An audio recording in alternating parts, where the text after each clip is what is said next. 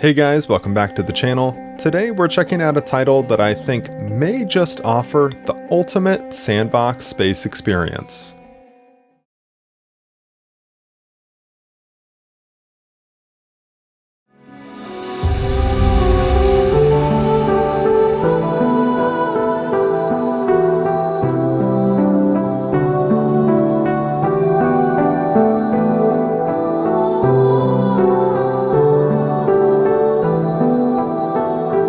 X4 Foundations. Now, before all you EVE Online enjoyers start angrily typing in the comments down below, know that I do acknowledge the incredible sandbox that EVE offers. I spent many years in it myself. However, it's multiplayer, and there's some folks out there that just want to kick back, relax, and enjoy a nice single-player space sandbox at their own pace. If the idea of being thrown into a vast universe and starting with essentially nothing, barely a ship and a few credits to your name, and then from there, beginning and building something that will eventually blossom into a multi-system spanning empire appeals to you, then X4 may be right up your alley. We're going to break this video up into two primary sections. First, we'll give a sort of high-level overview of what X4 is, and then I'll take you through my personal journey with the game so far, explaining some of the mechanics along the way. From humble beginnings, to starting to earn some money, sometimes using less than legal methods, to finally capturing the flagship of a major faction. Let's get started. At its core, X4 is essentially an economy simulator. Just like in the aforementioned EVE Online, everything within this locally running universe is crafted out of resources. Want to buy a ship? Well, in order for the shipyard or wharf to construct whatever you're buying, it'll require individual components, like hull parts, energy cells, advanced electronics, etc. And these components don't just appear out of thin air, but instead are crafted elsewhere in the universe. So those hull parts that you need in order for your ship to be constructed, they were originally created by a factory somewhere, and they also had their own requirements for crafting in the forms of other resources. Refined metals and graphene in this example, which are in turn created out of the raw resources ore and methane. This chart on screen now, which huge shout out to Reddit user Pyrochiliarch, represents the entire production chain. Now, I can imagine this could be pretty overwhelming to someone who hasn't played or is new to X4, but I think that having at least a basic grasp on how this economy works is fundamental to understanding what the game is, because ultimately, everything revolves around it. If there's an ongoing war between factions, new stations are being built, or anything else occurs in the universe that drives up demand for a particular product, you as the player can take advantage. And taking advantage of situations like those, or just shortages in general for that matter, is just one path a player can take to financial dominance.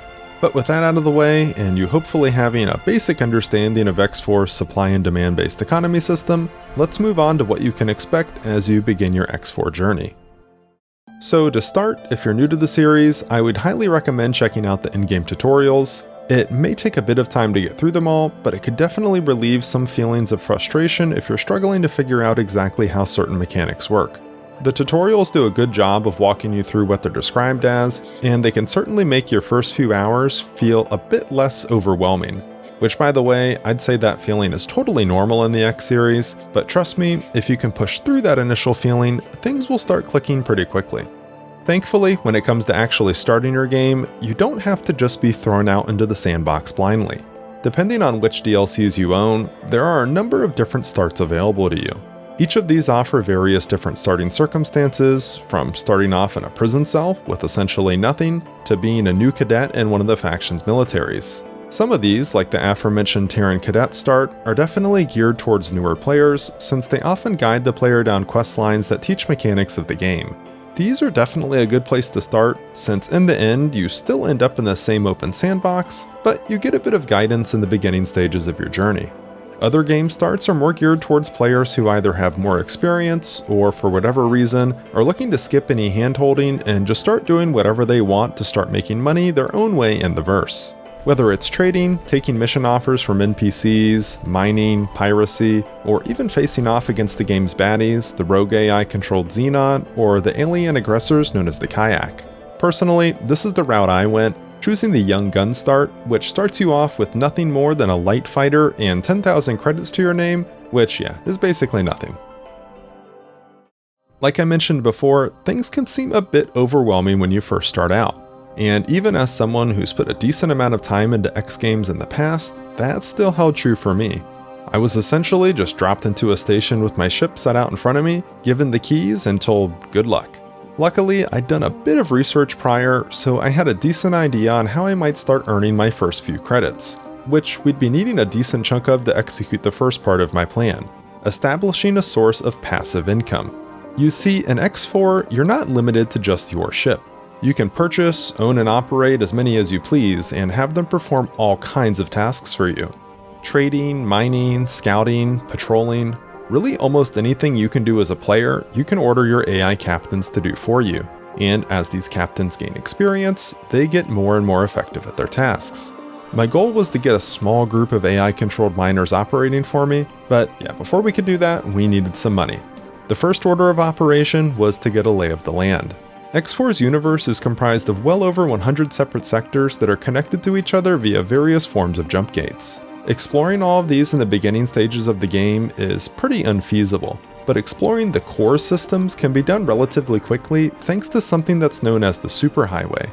This is essentially a space interstate that loops around the central systems in the universe. Once you get on it, your ship travels much faster than it would normally be able to, and since it forms a loop, you can just ride around it to quickly explore some of the main systems in the game. This won't fully explore each of these systems you pass through, but it gives you a good idea of the map layout, plus you'll pass a number of stations, which will be important for picking up missions to earn both credits and reputation with the game's various factions. Before I started hunting for those though, there was something else I wanted to try for some easy credits. Crystal mining. Spread throughout the various sectors, you'll find gatherings of asteroids. Typically, these are where raw materials like ore or silicone are mined, but these rocks can also sometimes have crystals on their surfaces, which you can find these by sort of sitting and watching these gatherings of asteroids, and you'll sometimes see these little glimmers or reflections of light that'll give away where they're located. Once you find them, you can fly up, shoot at them with your ship's weapons, and then gather them. It's not the most exciting gameplay by any means, but it can net you a decent chunk of cash. I spent a little bit of time doing this, then headed off to a station to sell it all off, which netted me close to 300,000 credits. That wasn't all the money I needed, but we were getting there.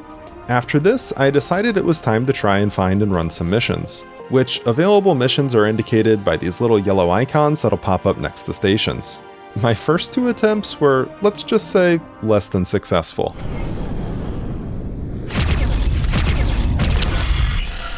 I blew up the lockbox I was sent to find, and the mines I was supposed to clear to rescue a ship, yeah, they turned out to be magnetic homing mines that apparently I got too close to, and yeah, my ship blew up.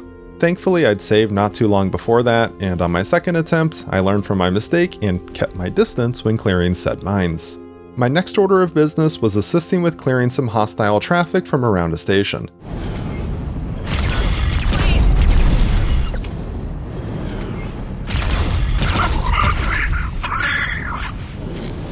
Civilian ship A. These ended up actually being civilian ships, so I guess they were just bad civilians that deserved death. But anyways, I didn't ask any questions, and those civilians ended up putting up zero resistance.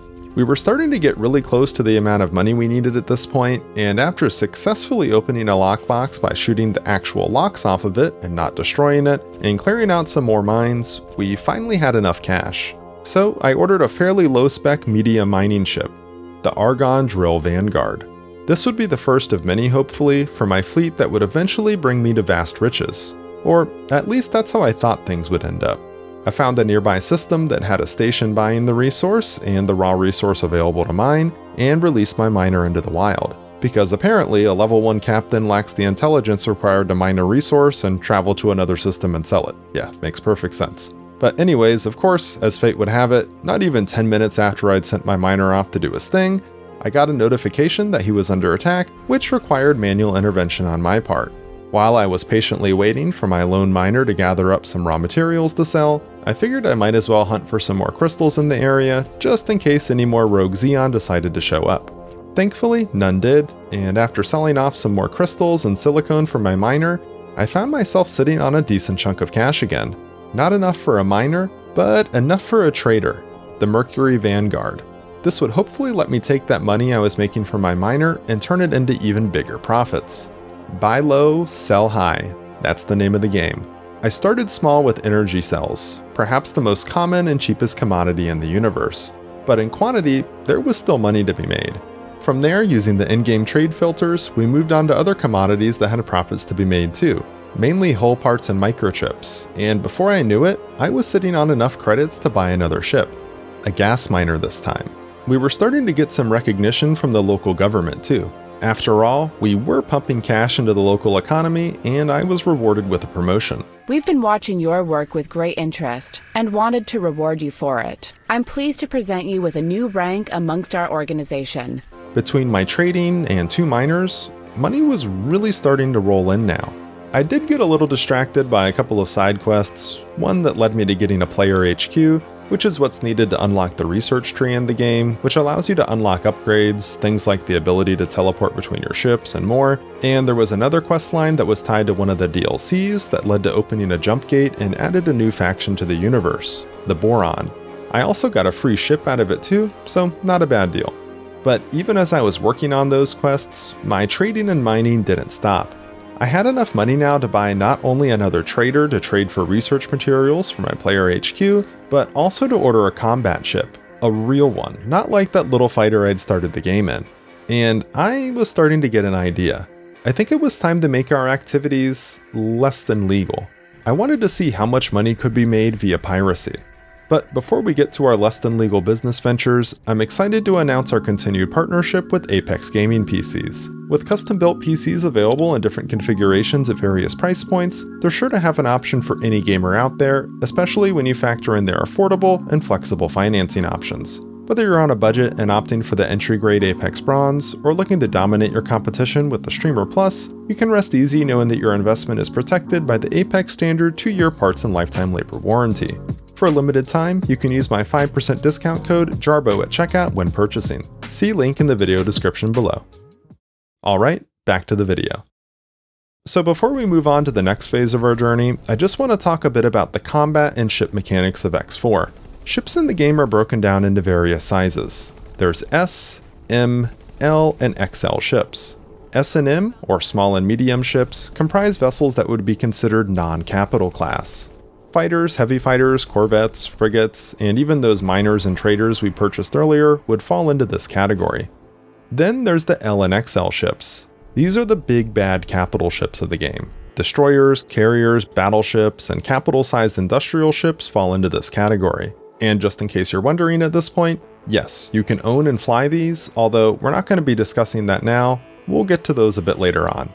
Now I want to discuss the biggest difference between capital and non-capital ships. There are 2 mechanics that apply here.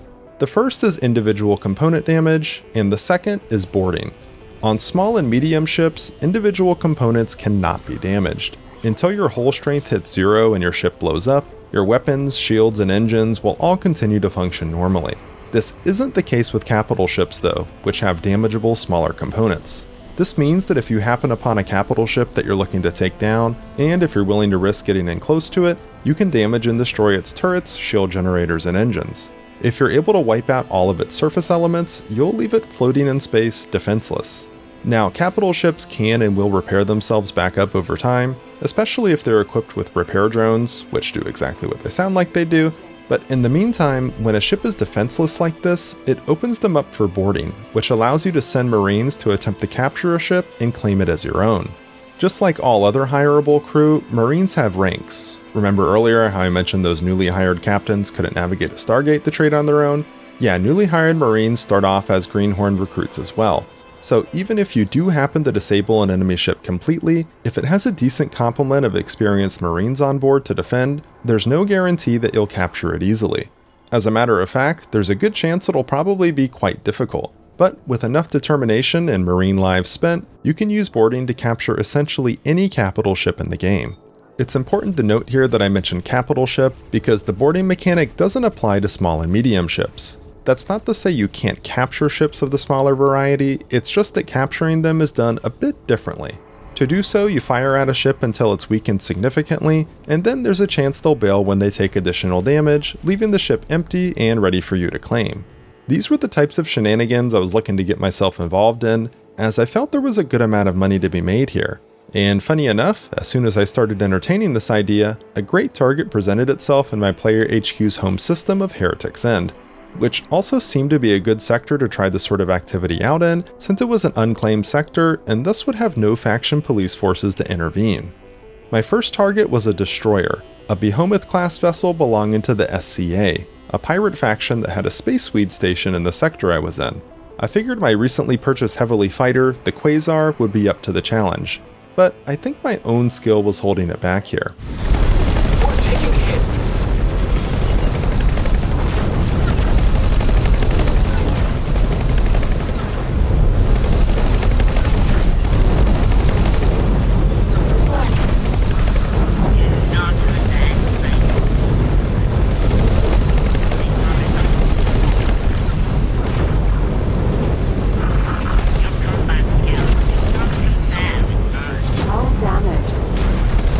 I tried a couple of times to disarm it, and I did take down some of its turrets, but ultimately my attempt was a failure. So maybe I wasn't quite ready for that yet. A non-combat vessel would probably be an easier target anyways, I figured. Plus, there were plenty of non-capital size vessels that I could target practice on, and maybe get lucky enough to steal in the system. So I figured why not use something that was quicker and cheaper to get my feet wet in the world of piracy. I purchased a small scout ship known as a Discoverer Vanguard, fitted it up, and brought it to the system. After a few minutes of searching, I found my first target, which, actually catching people when they were traveling between gates ended up being a bit harder than I thought it would be, but I eventually got it down. And I decided I would target both the Split and Boron for my totally legitimate business enterprises because none of my miners or traders at this point were operating in their space, and I kind of wanted to keep up what I had going on in Argon space since it was making me a decent chunk of money. I did end up pirating some Antigon Republic ships, which operate in Argon space, but I didn't shoot at them enough to make them completely hostile, which was good enough for me. But anyways, this poor lone boa ended up being the first of many victims. Split not turned down, offer to fight!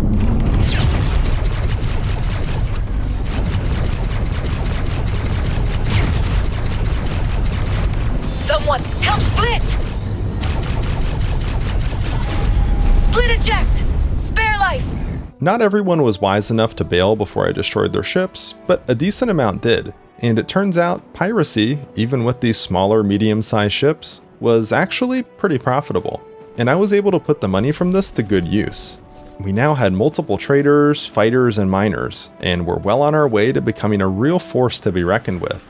I'd even taken some of those trade ships we'd pirated and turned them into dedicated boarding vessels packed with Marines, because I still hadn't achieved my goal of successfully boarding a capital class vessel. Eventually though, a perfect target presented itself. A Magnetar class large miner. Slowly but surely, we stripped it of its surface elements, starting with its turrets, engines, and then shields. Once it was completely helpless, the order for the boarding was given, and our pods were away. The next order of business was weakening the ship's hull to make the boarding go faster. But I soon found out this ship was in a completely different class when it came to shield strength. Small weapons just weren't gonna cut it. Luckily, I had a little less than 2.4 million credits at my disposal, just enough to order my first medium-sized vessel, a Peregrine Vanguard gunboat.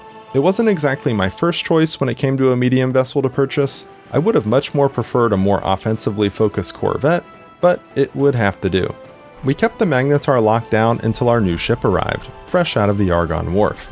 Its firepower allowed us to finally knock out the disabled ship's shields and weaken its hull, assisting our boarders. And after a little while longer, we officially became the owners of our first capital class vessel. We had to repair its engines to get it up and running again, but we eventually got it back to the shipyard in Argon Prime, where we sold it for a cool and crisp 2.3 million credits. It wasn't long after that another target presented itself, and one that was quite juicy. An XL-sized construction vessel that had essentially no Marines on board to defend. We gave it the same treatment as our last unwilling participant, stripping it of its surface components and disabling it so our Marines could get on board. And after successfully capturing, repairing, and getting it back to Argon Prime, it sold for a whopping 19.9 million credits. We were on an absolute roll, and this pirating thing, it was working out really well. and all it had cost me so far were the relations with two factions I didn't intend on doing business with to begin with. At this point, I had an idea. What if I captured one of those XL ships, and instead of selling it, what if I used it as my sort of flagship and filled it with an insane amount of Marines and made it so that I didn't have to bother with moving multiple freighters around for my boardings? It was almost like the Split leadership heard my idea and thought, you know what, that sounds great. And boy did they deliver by sending an insanely large XL construction ship, the Elephant, right through my home system. Yeah, you can probably guess how that ended up for them. With surprisingly little resistance, I became the proud owner of an honestly pretty badass looking construction ship. And did I mention that it can carry 182 Marines? I was confident that we'd be able to board anything with this thing. And we were also sitting on stacks upon stacks of cash, so I figured it was time to dip our toes in the station building. Our active income that was coming in via piracy was far outweighing our passive at this point, but still having a station to call our own would be kind of nice, so we bought the blueprints and did exactly that. We planned our station, a pretty basic ore refinery, hired a builder, allocated the necessary funds, and then began to wait.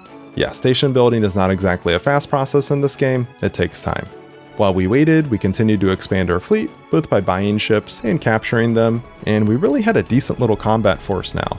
Of course, we also purchased a large miner that would be dedicated to mining resources for our new station, which finally, after what seemed like forever, it was fully up and running. It actually took so long that practically as soon as it was finished, I was already planning and building my next station, a microchip factory. This pretty much drained us of credits though, but of course, I knew what to do to get more of those. By now, our relationship with the Split was so bad that we were completely hostile towards one another. Our fleet had grown to something that I thought would be pretty dangerous, especially when bolstered by an abandoned destroyer one of my scouts found floating around in a Xenon sector. It was time to put it to use. Split space was literally right next door to our little unclaimed sector we'd set up shop in, and I had an idea. What if we started causing some trouble and drew out a Split destroyer to capture? My personal fighter at this point, an Argon Eclipse equipped with 4 burst rays, was extremely capable at stripping capital ships of their defenses, so I was pretty confident we'd be able to do it. I gave the order, and our destroyer, escorted by a decent-sized fleet of small and medium ships, pushed into the enemy sector. There was a Split station not far from the warp gate that would be a perfect target. There was a problem though. My fleet wasn't strong enough to take a station down head-on. Depending on the station, some can be incredibly well defended, featuring numerous turrets, shields, and defense drones, which essentially act like personal defense fighters. I needed to get in close and do the dirty work of stripping the defenses down myself. If I could do it to capital ships, I could do it to a station, right? Turret. Shield generator. Stop your attack immediately. You will now suffer the consequences. This is Sector Security. Comms channel open.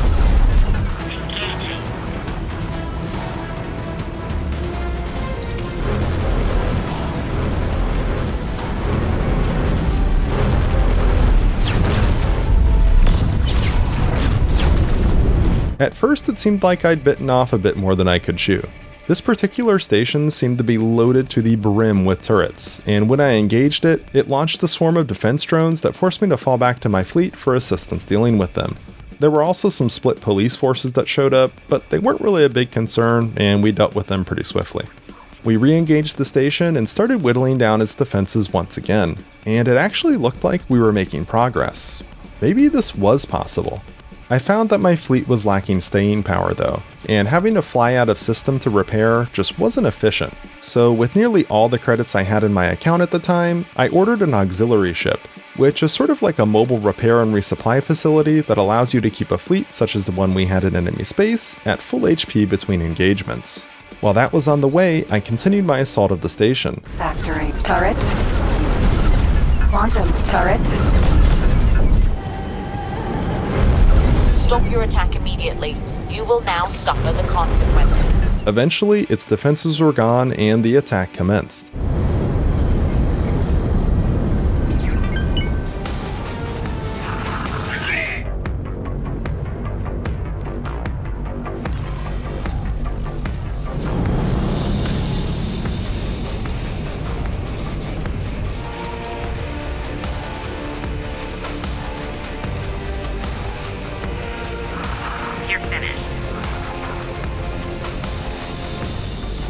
It took a little while since we only had the single destroyer, but after some time, the station fell, and I was so caught up in its destruction that I almost didn't notice something that had popped up in system.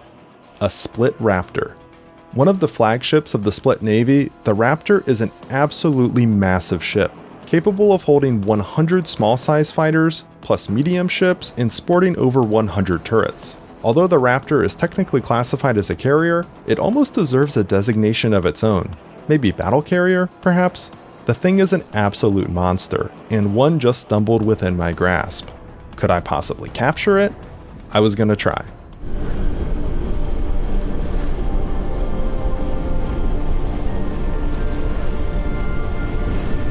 Upon approaching it, I was graced with a beautiful barrage of defensive fire.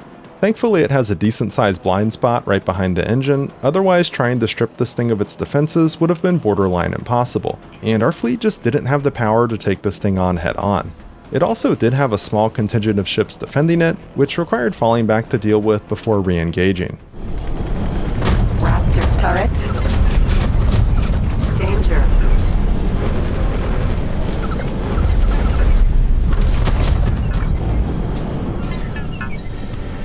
Chimera Raptor turret.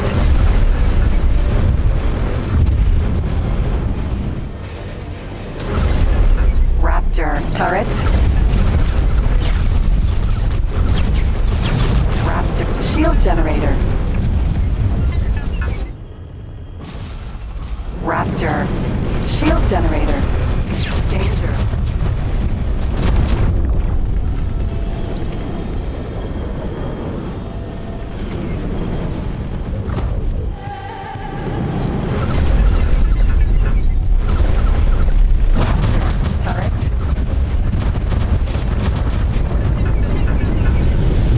It was just too much though.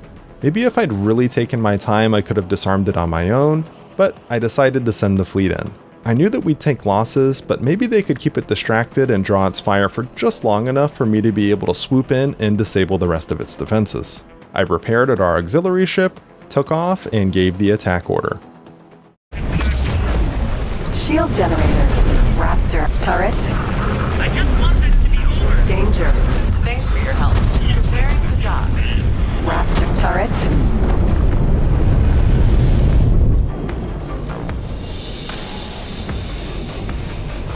All damage. Raptor.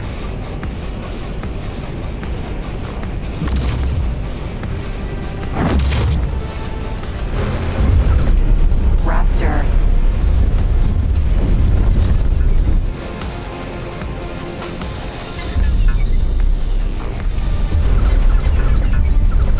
Danger.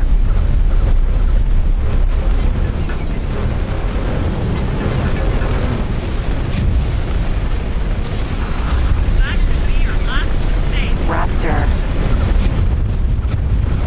I just want this to be over.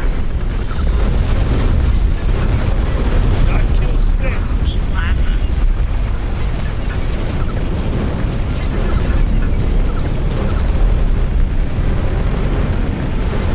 Raptor.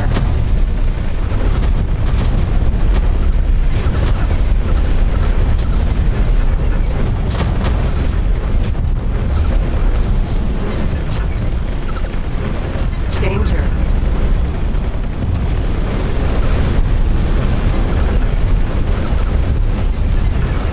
I can't take much more of this. Danger.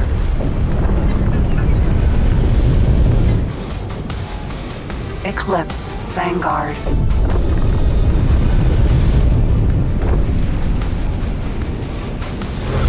Not kill split. You're pathetic. Danger. Shield generator. Raptor. Turret. What did you think you would gain from that?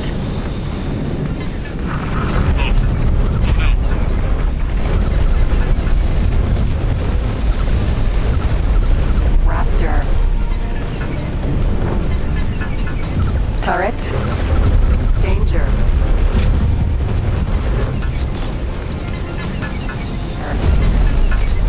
Shield generator.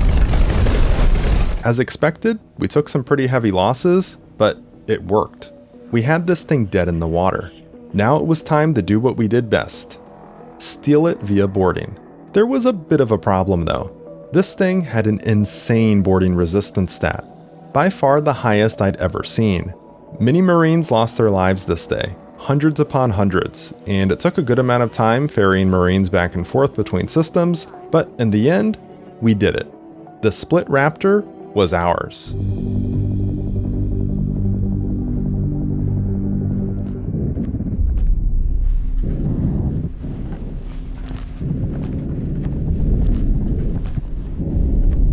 Our original flagship, the Elephant, was sold to fund the repair and rearming of the Raptor, which would be our new flagship and one that would hopefully be with us for quite some time. And yeah, this thing is just as much of a monster as I anticipated it would be. We parked it in front of a gate to Xenon space to farm the last rep we needed to get promoted to Hero of the Federation with the Argon faction, allowing us to finally, legitimately purchase combat capital ships, which we were going to need those to deal with the looming threat of the Xenon, who had multiple destroyers sitting in the adjacent system. I wasn't confident our Raptor, even equipped with 10 shiny new torpedo bombers, would be enough to deal with them. But I think that's a good stopping point for now. Let me know if you're interested in seeing more of X4 in the future, and as always, thank you guys so much for watching. Until next time.